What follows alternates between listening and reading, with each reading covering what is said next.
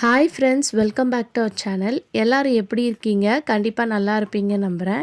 இன்றைக்கி நம்ம சேனலில் என்ன வீடியோ பார்க்க போகிறோன்னு பார்த்தீங்கன்னா, உங்கள் வீட்டில் அட்டகாசம் பண்ணிகிட்டு இருக்க எலியை வீட்டை விட்டு விரட்டுறதுக்கு எவ்வளோ மருந்து நீங்கள் கடையிலேருந்து வாங்கி வச்சுட்டும் திருப்பி அந்த எலி வீட்டில் அட்டகாசம் பண்ணிக்கிட்டு இருக்குன்னா, கண்டிப்பாக இந்த வீடியோவை ஸ்கிப் பண்ணாமல் ஃபுல்லாக பாருங்கள். ரொம்ப யூஸ்ஃபுல்லாக இருக்கும், உங்களுக்கு ரொம்ப எஃபெக்டிவாக ஒர்க் ஆகும்.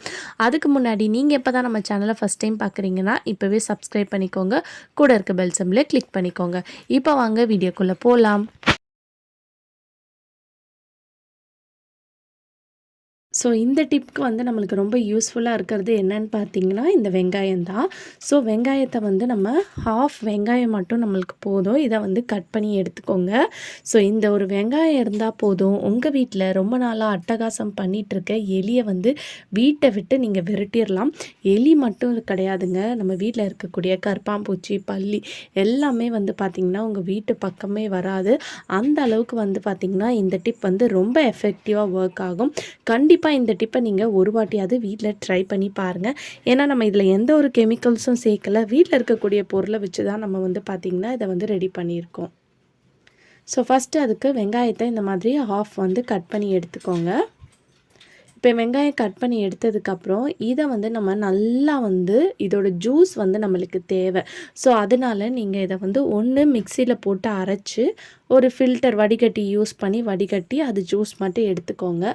அப்படி இல்லைனா இந்த மாதிரி காய் துருவுற கிரேட்டர் இருந்துச்சுன்னா அதில் வெங்காயத்தை நல்லா இந்த மாதிரி சீவிக்கோங்க. இந்த மாதிரி நல்லா சீவினதுக்கப்புறம் அந்த வெங்காயத்தை பிழிஞ்சு அந்த வெங்காயம் ஜூஸ் மட்டும் நம்ம எடுத்துக்கலாம்.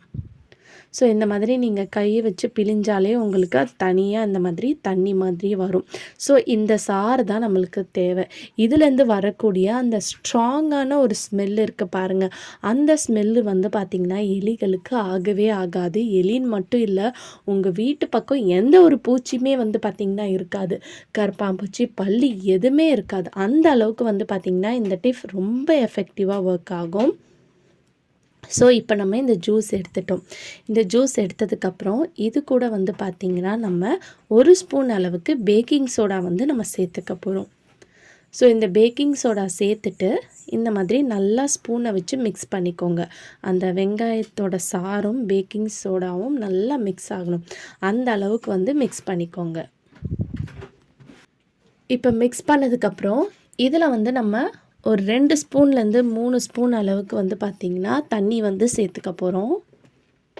ஸோ இது இன்னும் கொஞ்சம் நல்லா தண்ணியாக இருக்கணும் இல்லையா, அதுக்காக தான். கொஞ்சம் திக்காக இருக்கும் பேக்கிங் சோடாவும் அந்த ஆனியன் ஜூஸும் ரெண்டும் மிக்ஸ் ஆனதுக்கப்புறம். அதனால இந்த மாதிரி தண்ணி சேர்த்து நல்லா மிக்ஸ் பண்ணிக்கோங்க.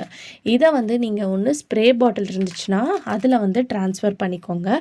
அப்படி உங்ககிட்ட ஸ்ப்ரே பாட்டில் இல்லைன்னா நார்மல் வாட்டர் பாட்டில் இருக்கும் இல்லையா, அந்த வாட்டர் பாட்டிலோட கேப்பில் ஹோல்ஸ் போட்டுக்கோங்க. ஹோல்ஸ் போட்டுட்டு கூட அதை நீங்கள் ஸ்ப்ரே பாட்டிலாக பார்த்திங்கன்னா யூஸ் பண்ணிக்கலாம். ஸோ இந்த மாதிரி ஸ்ப்ரே பாட்டிலில் யூஸ் பண்ணிவிட்டு இந்த ரெடி பண்ணியிருக்க ஸ்ப்ரேவை நீங்கள் எங்கெல்லாம் உங்களுக்கு எலி தொல்லை இருக்குமோ அந்த இடத்துல ஸ்ப்ரே பண்ணுங்கள்.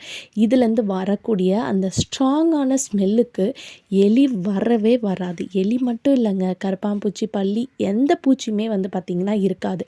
மெயினாக கிச்சன் கவுண்டர் டாப்பில், கேஸ் ஸ்டவ் மேலே இங்கெல்லாம் நீங்கள் ஸ்ப்ரே பண்ணி பார்க்கும்போது உங்களுக்கு நல்ல டிஃப்ரென்ஸ் தெரியும்.